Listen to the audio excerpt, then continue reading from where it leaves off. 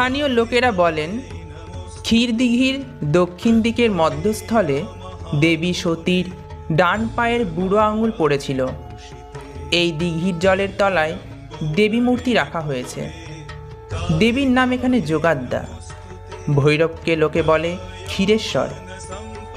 ক্ষীরদিঘি থেকে কিছু দূরে ঈশান কোণে ক্ষীরেশ্বরের মন্দির।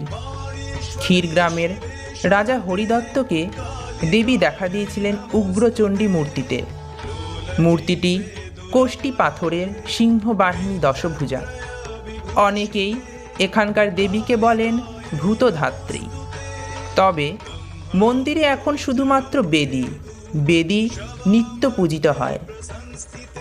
প্রতি বছর বৈশাখী সংক্রান্তির আগের দিন রাতে দেবীকে জল থেকে তোলা হয়। আবার পূজার শেষে